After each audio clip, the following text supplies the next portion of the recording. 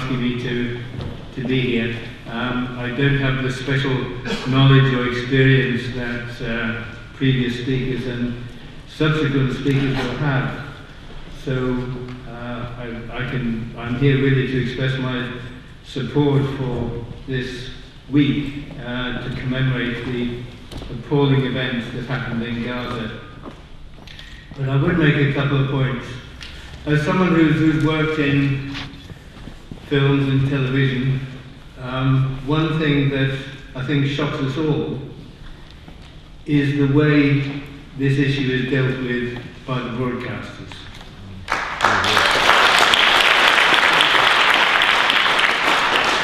Because it seems to me they try to establish a moral equivalency between the Palestinians and the Israelis. And on the one hand, we have a bomb launched here, and on the other hand, we have a bomb launched there. And I think that is absolutely untenable. And I think you cannot equate the violence of the oppressor with the violence of the oppressed.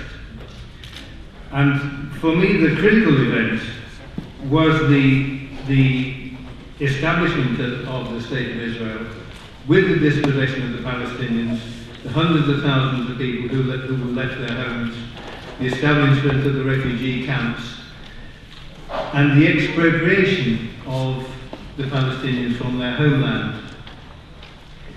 And I think if that oppression means that you cannot then say, on the one hand we have the violence from one side, and on the other hand we have the violence for the other. The people have the right to resist that illegal occupation. And there was one comment which I thought, which some of you may know, which was said by Ben-Gurion, no less, in 1938. And he said, after we become a strong force, we shall abolish partition and expand to the whole of Palestine. And that has clearly been their policy. And that is what they have pursued for the last 60 years.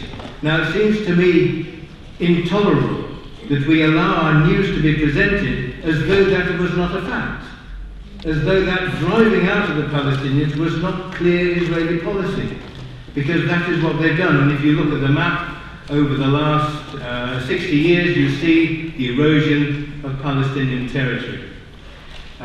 So I think we have to campaign, not only for, of course, for the Palestinians, but we have to campaign for a proper appraisal by the journalists, by the news broadcasters, so that we don't have an Israeli popping up twice as often as you hear a Palestinian, because that's certainly the case in the moment.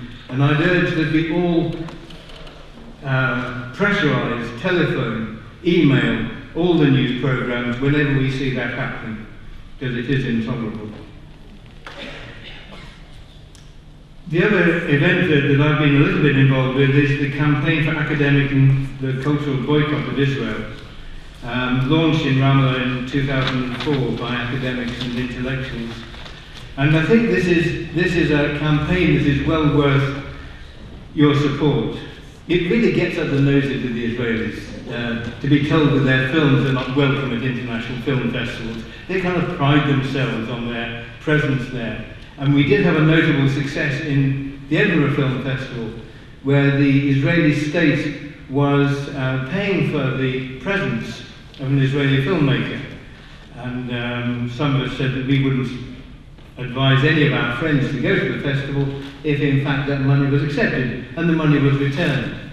We did say, or the Palestinian Solidarity Group in Scotland said that they would gladly pay for the individual Israeli filmmaker to go, because of course it's not a campaign against individuals, it's a campaign against the state, the involvement of the state of Israel. And so that point was well taken. It was, we then pursued that in Melbourne and withdrew our film from the Melbourne Film Festival, which drew a hostile reaction from the film festival director, but nevertheless it got some support from other filmmakers.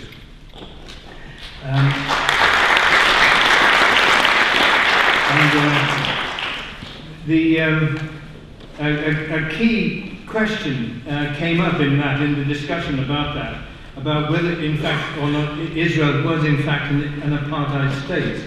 And there were some good comments that were made, which I'd like to share with you. Desmond Tutu has said that the end of and arguing for the boycott of Israeli academic and cultural events, he said the end of apartheid stands as one of the crowning accomplishments of the past century, but we would not have succeeded without the help of the international community. In particular, the divestment movement of the 1980s. Over the past 6 months, a similar movement has taken shape, this time aiming at the end of the Israeli occupation. And Naomi Klein makes a similar point when she says the question is not Israel the same as South Africa, it is do Israel's actions meet the international definition of what apartheid is? And if you look at those conditions, which includes the transfer of people, multiple tiers of laws, official state segregation, then you see that yes, it does meet that definition. And Neve Gordon, academic, has also said the most accurate way to describe Israel today is as an apartheid state.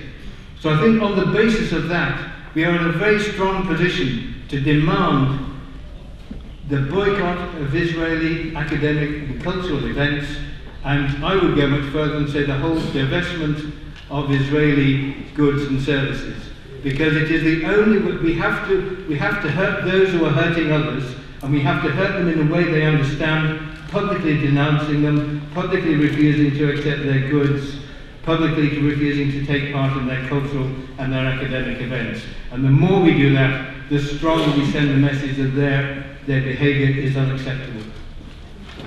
And